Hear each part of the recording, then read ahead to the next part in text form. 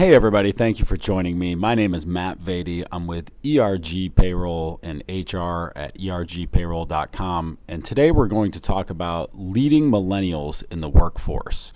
And while normally we would talk about multiple generations in the workforce, and we will, we're going to talk specifically about millennials today because this has been a hot topic amongst our clients and employers in general. And we'll talk more about that in just a little while. So first, I want you to answer this question for me. Finish this sentence. Millennials are tech. Did you say savvy? That's wrong. This is a common myth. Millennials are not tech savvy. They're actually tech dependent. They don't really have much of an idea of how the phone you're holding was made. They just know that they can't live without it. As a matter of fact, most of the gadgets that millennials are addicted to, and most of us are addicted to, I'm a Gen Xer myself, as we'll talk about shortly, were made by boomers like Steve Jobs, Bill Gates, and others. So millennials wake up in the morning, they post their life on Snapchat and Instagram. The entire generation is digital. As a matter of fact, 41% of millennials said they would rather communicate electronically than face-to-face or over the telephone. So tech savvy, not so much. Tech dependent, absolutely. But that's just one of the myths we're going to discuss today while we talk about different ways to lead this generation and maximize what I believe is the most important generation in the workforce. So once again, my name is Matt Vady. I'm with ERG Payroll and HR out of Columbia, South Carolina. If you have any questions, you can contact me at matt@ergpayroll.com or follow us on Twitter at Matt Vady or at ERG Payroll. I've been in human resources for about 15 years. I own and operate a human resources outsourcing and software company, and I work with hundreds of companies every single day, helping them find ways to better lead, engage, retain, and grow their top talent. So why are millennials so important?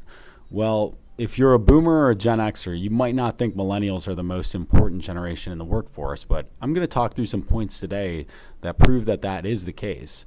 And if you disagree, that's fine, but I would say you might be impeding your own progress if you're not maximizing the talent of this awesome generation and how they can help your team to get ahead. It's important to understand the numbers behind the millennial generation. First of all, they're your consumers. In 2017, millennials surpassed boomers for spending in the market, and they spent $1.3 trillion. So regardless of your industry, millennials are not only your employees and teammates, and maybe you're one of them, but they're also the number one consuming generation in the market. 26% of millennials are married at age 28 versus 48% of millennials when they turn, of boomers as they turn 28 years old. This is an important statistic to understand because the concept of work-life balance has changed. Priorities have changed drastically. So when people talk about work-life balance and what's important to the millennial generation, you have to understand that their values have changed. And has your company changed? If you're a company that's been in business for a long period of time, you have to understand that it makes sense to change with the times so that generations are engaged based on their current priorities. And finally, this is the best educated generation in history. 61% of millennials have attended college, and that's 15% more than boomers. The reason why is boomers have actually done an excellent job of letting their kids know the importance and value of an education in the marketplace and how important it is to employers to have secondary education. And finally, the millennials make up more than, or almost half of the workforce. Not only can you not ignore half of the workforce, you can't ignore some of the challenges that come with it. So with this generation taking up nearly half the workforce, this creates a lot of new issues for employers that we aren't always used to. One of which is the generational tension between boomers and millennials. I saw this come to fruition recently with one of our clients where we had a millennial manager who had a boomer that worked underneath her, and she had always asked him to do things and was never quite getting the response that she'd hoped for. And she'd come to me for counsel and just said, look, he doesn't follow any of my instructions. He never does anything I ask. He's always very combative with me, and I'm not sure how to deal with him. And from his side of the table, he saw it as, she's always bossing me around. I know what to do. I just need her to let me know what she needs done and get out of the way. And this comes down to how generations want to be led and need to lead. Millennials want to be seen as an authoritative figure. They're always trying to show that they know what they're doing and they understand. So sometimes that may come across in a fashion that can be off-putting to a boomer generation who knows what they want, what they need to do and just be empowered to do it. So that's the most important piece, is that they just needed to know how to work together. He needed to be empowered. She needed to learn how to empower him to do the job, and ultimately understand that he had all the knowledge and wisdom, and she just needed to lead him there by asking him questions, not necessarily giving him orders. So they accomplished great things together once we could get the communication down and get them on the same team. But sometimes that communication barrier can be too much to overcome. So let's talk through some other ways we can get past that. Now, one of the biggest problems we see in the marketplace as it relates to the millennial generation is finding, keeping, and growing top talent. 71% of millennials are disengaged at work, and a large percentage of those are actively disengaged at work. And the average tenure of a millennial at an organization is only 2 years. And Gallup found that 60% of millennials, that's 60%, are open to looking for new opportunities right now. So 60% of your millennials are open to looking for a new opportunity. And millennial turnover is costing organizations in the United States $30.5 billion with a B annually. Now, you need to recognize that making a bad hire or having an empty seat because you can't find somebody is really, really expensive. Either way, it's going to cost your organization money. But the average cost to replace a millennial has grown to about $24,000. So the risk you have is, if you can't hold on to them, that you're going to be part of this statistic here. So what we want to do is help you find ways to attract, engage, and retain millennial top talent. Because what's even worse is that 71% that we just talked about who are working at your organization but are actively disengaged, and they quit while they're still working for you. So we don't want people that stay and quit. Let's talk through some ways that we can prevent this from happening. First, we need to understand, who are the millennials? What do they actually care about? To understand, we need to look at the generations in the workforce and their communication preferences. So baby boomers, you'll see on the left, 51 to 69 years old. Generation X in the middle, 36 to 50. Generation Y, or millennials, 16 to 35 years old. And the percentage of the workforce that they make up. Now, what's different about each of these generations? Let's talk first about the communication preferences. Boomers would love to talk on the phone or face-to-face. They only want to email when required. Gen Xers love email and text message rather than maybe, a lot of us also like to pick up the phone too, but we will settle for a text message next behind that. And Gen Y would rather Snapchat you, text, social media, talk to you in some electronic format rather than having a face-to-face or a one-on-one conversation with you. Other characteristics: boomers are loyal workaholics. They desire quality work and will take their time to get the quality job done. Whereas Gen Xers put a premium on family time. They're very entrepreneurial, and probably one of my favorite things about Gen X, and when I heard this, it resonated with me greatly, is that we are an angry generation and we don't know why. And millennials, we're going to talk more about some of the characteristics of the millennial generation in just a moment. Now, why I bring this up is it's really important that your benefits and your compensation and your work format are accommodating to each of these three different mannerisms and characteristics. Different things matter for each generation. So if you're not creating a workplace that is accustomed to each of these generations, then you're going to miss a large percentage of your workforce. And I know that there's some old school employers out there that think it's my way or the highway.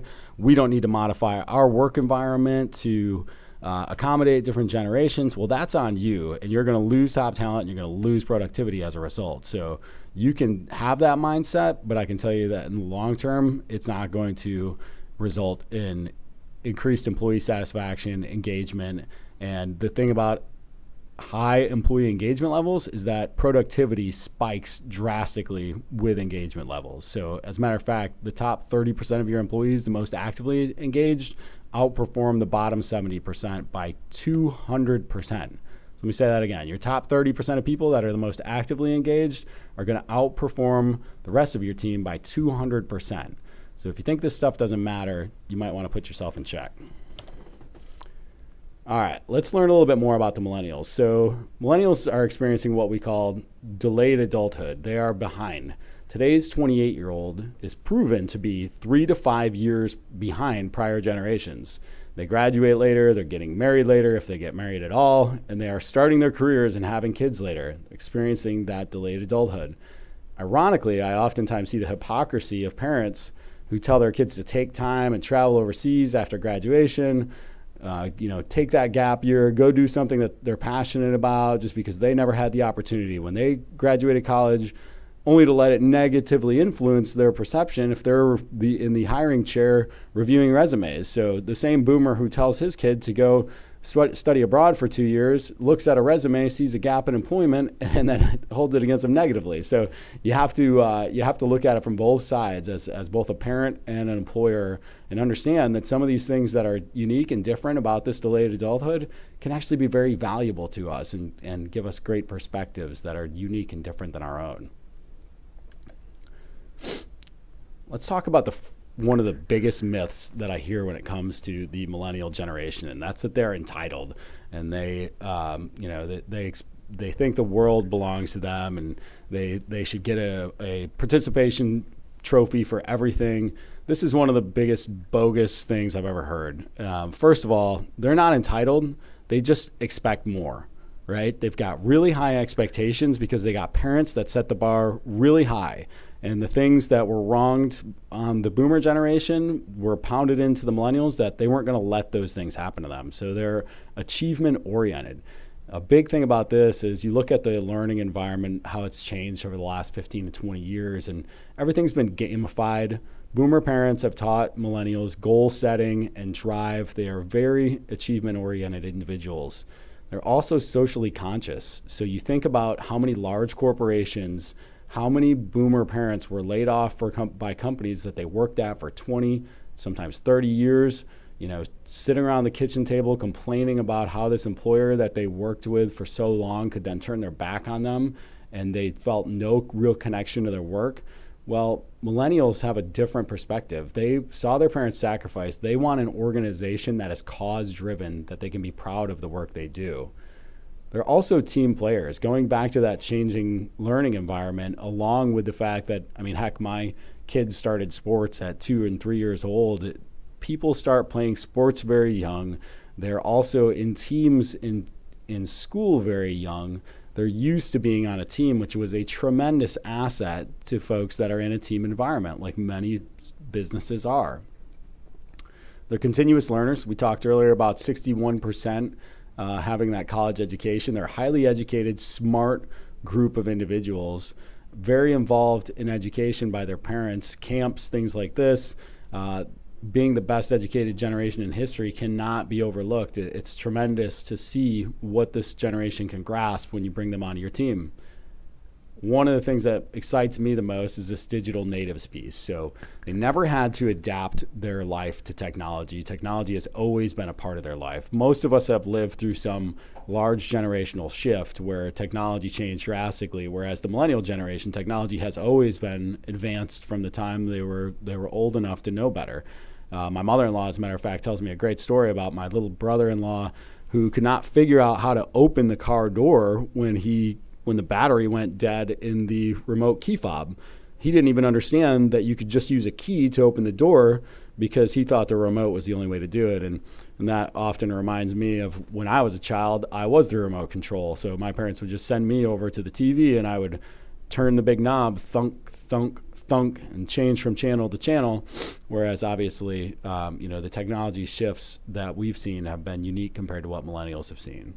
And finally, the last thing, and the most exciting thing to me as somebody who's got a team that's made up primarily of millennials, is that they're optimistic.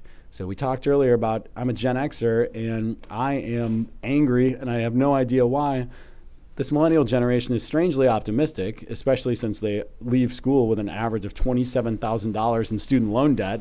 They are optimistic. They come to work every day with a great attitude and a smile on their face, and they're happy to help. It's a fantastic thing to have. Even with all the turmoil in the world, they have great attitudes and are great team players. So let's talk about how all these characteristics play into how you can attract, engage, and retain top talent in the millennial generation. So first, we need to understand what the average tenure is for these generations. So we talked earlier about the cost of turnover, and that is huge. we're going to talk in just a moment about how to reduce that cost. But what do you think the average tenure is for a millennial employee? It's 2 years. So in comparison, the average tenure for a Gen X employee is 5 years, and it's 7 years for baby boomers.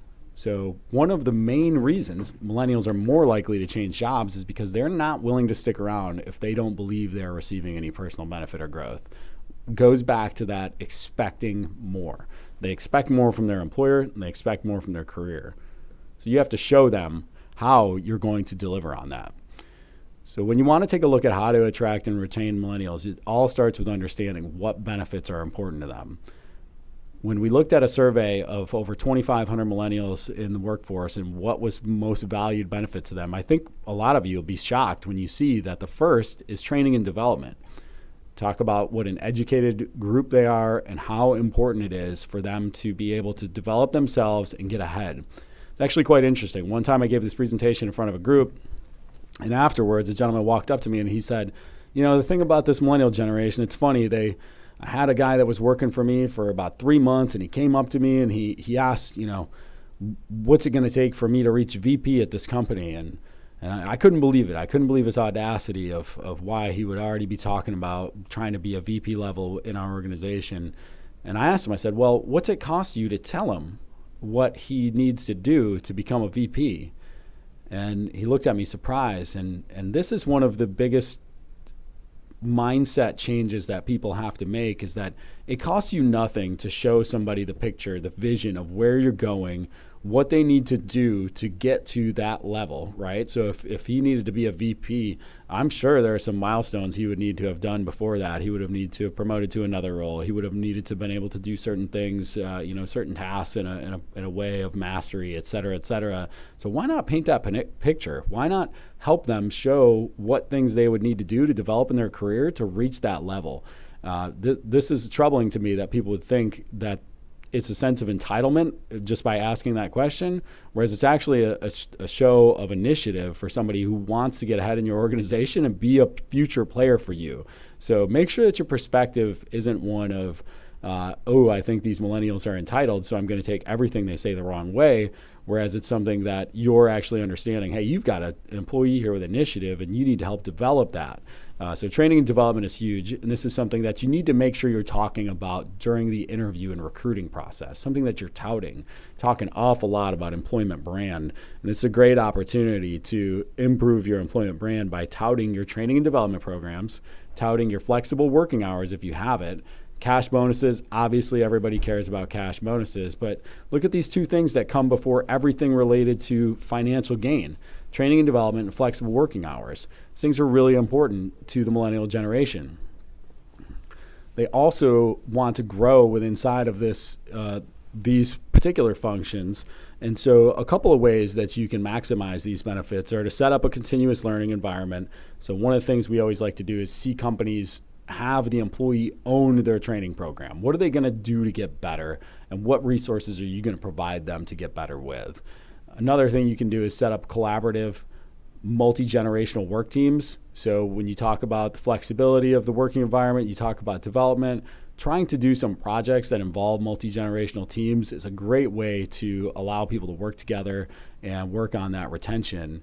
And cross-training across other departments so people understand the impact of the work they do and how it impacts other areas of the organization are a fantastic way to maximize some of these benefits and keep the people that you've recruited into your team.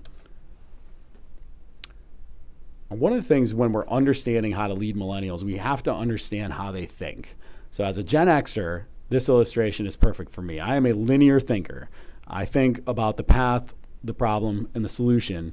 And I know that to get from A to B, I have to do from A to Z, I have to do steps A through Z, right? So I want to know what steps 1 through 7 are to get to number 7. I want to know exactly how to get to where I'm going. Whereas millennial generation, sometimes you're often better off saying, hey, here is what the outcome looks like. How do you think we should get there? And allowing them to think through it. And quite frankly, they may come up with some better ways of getting there than us Gen Xers, boomers, whoever it might be, or even other millennials would have thought of. They're very creative problem solvers, and they don't always think in terms of A, B, C, D, E, F, G. So we have to say, all right, look, here's the desired outcome. Do you understand? Probe for understanding. We're going to talk about communication in just a second and how important that is. But you have to make sure they understand what the desired outcome is, and then let them think through some different ways to get there and keep them on one of the correct paths as they go. But this is a different problem-solving style that many generations struggle to understand. But you have to understand, everything doesn't have to be done the same old way. A lot of you probably heard the story about a woman is cooking Thanksgiving dinner and she's making a roast, and she cuts the end off the roast and put it in the pan. And her husband says, "Why do you always cut the end off the roast?" And she says, "Well, my grandmother taught me how to cook the roast, and she always cut the end off the roast." And she says, "Grandma, why do we cut the end off the roast?" And Grandma says, "Well, I always cut it off mine because my pan was too small." And so sometimes doing things the way they've always been done is not always the best way to do them. And there was never the reason why they were done that way. It might not still be applicable today. So allow your millennials to be creative problem solvers and help you to find new and unique ways to solve problems. So going a step further with that, we talk about communication styles. One of the biggest challenges with leading millennials is the differences in communication styles. And what this reminds me of is a experiment that was done a few years ago with tappers and listeners. So there was a group of people in the subject that were tapping out from a list of songs that were well known to the people in the experiment, things like "Happy Birthday to You," "Row, Row Your Boat." They tapped the rhythms of the songs on a table, and the listeners were asked to guess the song. So the tappers were then asked to predict how often the listeners would get the song right. And they predicted that 50% of the time the listener would understand the song that they were tapping on the table. So every time you're tapping that song, if you do it right now, tap out a song, and you will hear the rhythm to that in your head. And so you obviously think the other person on the side of the table is hearing that same rhythm. So they guessed that 50% of the time the listener heard the song the way they did. The actual result was 2.5% of the time the person got the song right. So they almost never got it right. Instead of 1 out of 2 correct guesses, it actually turned to be 1 out of 40. So why did that happen? Exactly like we just said. The tappers always hear the song in their head while they're tapping. You can't unhear it while you're doing it, but the listeners had no tune while you were doing it, just a strange pattern of sounds. So the tapper's intent was to communicate a song, and the listener's impact was just random noise. So one more thing about the experiment is that not only did people not get the song right, but the tappers tended to get really frustrated with the listeners for not understanding what the song was. It's so easy. What is wrong with them? I don't get it. But there's nothing wrong with them. They just weren't understanding what you were trying to communicate. So this plays out in the workplace all the time. We try to communicate an issue to a teammate. We say what we think is crystal clear. They come back with a different end result than what we expected, and then we get frustrated with what they do, when ultimately it's the fault of the tapper, not the listener, right? Or both for that matter. So let's make sure we are giving feedback and probing for understanding when trying to communicate with our teammates. And this is particularly applicable to the millennial generation. So one of the things to keep in mind when communicating and tapping out your song to your millennial teammates is that they understand best in short increments. We live in a world that's 140 characters or 280 characters nowadays at a time, and brevity matters. So you have to make sure that you are brief and you are clear, succinct, and straightforward. And then you probe for understanding. So get your message out and then ask for understanding. And let's be honest. I mean, this is a good practice regardless of the type of employee you're dealing with, but with millennials, it's super important. So give the outcome you expect in concise and straightforward language and make sure that they get it. And this goes also to the process of hiring and understanding what you've been hired to do. So the majority of performance problems with employees can be traced back to a lack of clear expectations. If your connection to your employees throughout the interview, onboarding, and 90-day assessment period is not crystal clear on what the desired expectations for the role are, then you're not going to get those expectations from the individual that you're working with. So make sure that you are clear and your message is consistent from the time somebody is screening a candidate to the time they are 90 days into the role and beyond. And finally, one of the most important things when dealing with millennials is that giving feedback is one of the cheapest, most time efficient, and valuable things you can do as a leader. It helps to improve morale and retention. There was a recent study by PwC, and they discovered that millennials are more likely to leave if their needs for support, appreciation, and flexibility are not met. And most of those things are purely met via communication, verbal and or written. So be conscious of the importance of communication with this generation. All right, so how do we retain the millennial generation? So we've got them in the door. We've communicated clear expectations. We've worked on our communication to make sure that we are putting the right people in the right seats, and we've communicated clear expectations. What are some things that are really important to them to stay? So we talked about the flexibility. So while they've grown up in a much more structured environment, the educational system has really been altered to teach autonomy. So you can choose your workstation, you can choose your group. This is the type of thing they've become accustomed to. So they want some flexibility with their work assignments. They want to be able to have some flexibility with where they sit, who they work with, how they handle things on a daily basis. I mean, we go so far as we have people that are constantly rotating workstations at our office. The day changes pretty regularly. We change, roles, allow people to cross-chain, understand different things. You want to make sure you're giving people flexibility. Also, when it comes to their hours, I'm sitting here today at a time when some of our staff hasn't come in yet because they just work different hours than other members of the staff. So some people go so far as to put a more structured, flexible hourly period in place. So from 10 to 3 are our core hours. You can either come in at 7 and work till 3, or you can come in at 10 and work till 6. Whatever your definition of flexibility is that works for your organization, make sure that you do your best to allow some flexibility. They want to be trusted and recognized as peers. So another thing is recognition. Now, recognition is a really big issue for a lot of companies in general, in that they just don't recognize great performance. The thing about recognition is that it's typically free, so it doesn't take anything to recognize the fact that somebody's done a great job inside of a team meeting or with a company-wide email, or just verbally to recognize them in private.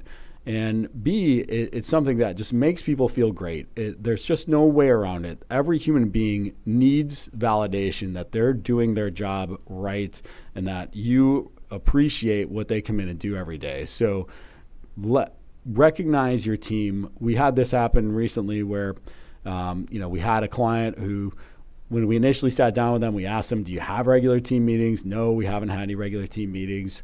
We helped them institute a weekly regular team meeting just so that they can hit on some key initiatives for the organization, communicate more directly with their team.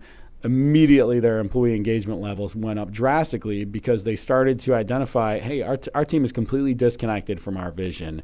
And now we've not only recognized that and started to communicate it more regularly, but we've recognized the performance of our individuals every single week in a fashion that is really helpful to them, so that their peers can see when somebody else is recognized, feel great for them and feel great for themselves, but also it creates competition where others now want to get that recognition as well. So that's a very, very great thing. If you're not doing recognition today, some simple things, make sure you master the basics. Are you going to recognize specific core values that people are doing great? Are you going to recognize birthdays, anniversaries? Like, knock out a few of the core basics. Don't come out with an all-out complex recognition program. Just get great at a few things first and then build on it over time. And then finally, work family. So millennials want to feel included. They want to be part of something bigger than themselves. You can do a lot of things like team building, group meetings, mentoring, and buddy programs to assist with this. This generation really needs mentors, and they appreciate it more than most. So if you don't have a mentor program for new hires, I strongly suggest you look into this. We have a lot of clients that the mindset is we're going to bring in people and let them grow and flourish. So I'll never forget one of our clients when we initially came in to sit down with them. They're a large group, a decent sized group, about 100 employees, and they had an intern sitting in the initial meeting while we were doing contract negotiations. And I was just very interested in the fact that they were letting this individual sit in on the meetings, and they said, well, after he left, I said, does he get involved in so many of the financial decisions? They said, he is a really sharp young man who we see being a part of this organization for a long time. And so we want to let him be at the table for the biggest conversations at the highest level. And that way he'll understand the inner workings of the organization and he'll only grow more over time. So great mindset to have when you're creating that work environment that is focused on retaining people and showing them where they can go with the organization.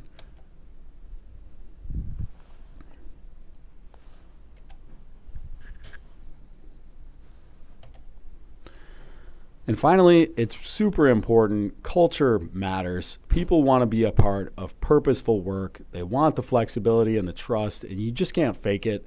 The number one answer on what is most important for millennials when searching for a career is they want to be a part of work that matters. If you haven't read Simon Sinek's Start With Why or watched the TED Talk, so you know what this golden circle is from, then please go out and do it. If you're a leader, you should watch that 12-minute TED Talk. Simon Sinek, Sinek, is a great jumping off point to understand that you start with why. What is your why? People don't care what you do. They don't care how you do it. They care why you do it. And that is particularly true for your millennial counterparts. They want to know why you're in business. They want to know what your mission is. They want to know what impact, what footprint they're going to leave on the world. They broadcast their lives on social media. They want to tell a story they can be proud of. They want to work for a company that they can be proud of what they do. So identify your why and create your employment brand around this. And you need to start with that from day one, with the why of what you do and how the work that your team does is going to impact the world. And finally, I almost always end every presentation with this slide. 95% of my assets drive out the gate every evening. It's my job to maintain a work environment that keeps those people coming back every morning. Employees are your number one asset. You can control how they feel about coming to work. Change starts from the top. Be purposeful about creating the type of culture people want to be a part of, and people will be a part of it for a long time to come. Well, you made it. You did it. You get a participation trophy. So in classic millennial fashion, it would be nothing without a participation trophy. So unfortunately, though, there are no participation trophies in business. You can't ignore the fact that half of the workforce and the majority of the marketplace expect to be successful and are millennials, and you must adapt to succeed. So I know that everyone out there is going to do what it takes to make sure that we're creating the type of work environment that is comfortable and accommodating and productive for all generations. And if you should have any questions related to how to create that type of work environment, you can reach out to us at ergpayroll.com or matt@ergpayroll.com, and we'll be happy to assist. Thanks so much for your time, and have an awesome day.